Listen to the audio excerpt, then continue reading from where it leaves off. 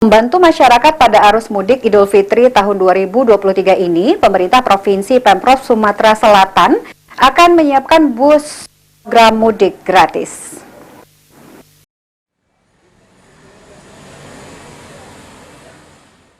Membantu masyarakat pada arus mudik Idul Fitri tahun 2023 ini, pemerintah Provinsi Pemprov Sumatera Selatan akan menyiapkan bus program mudik gratis.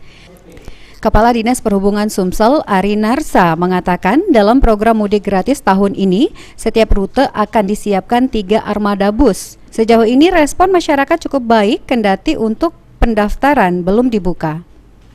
Untuk rute sendiri yakni antar kota dalam provinsi, sehingga siap mengantarkan pemudik ke 17 kabupaten kota di Sumsel.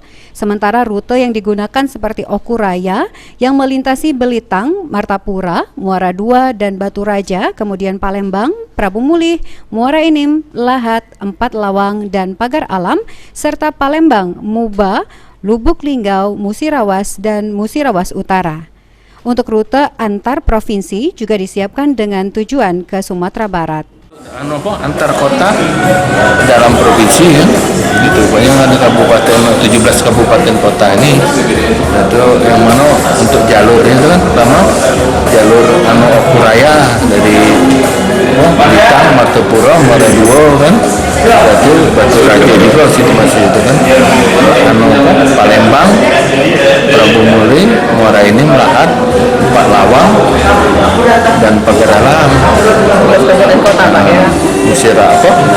Palembang, Muba, Kayu, Lubuk Linggau, Musirawas Utara. Dan antar kota, antar provinsi itu Padang, Sumatera Barat. Bagi masyarakat yang berencana mudik pada momen Lebaran nanti, dapat mendaftarkan diri dengan syarat berdomisili di Sumsel yang dibuktikan dengan kartu tanda penduduk KTP dan mendaftar di laman web resmi Dishub Sumsel saat pendaftaran sudah dibuka. Sandi Pratama, PAL TV.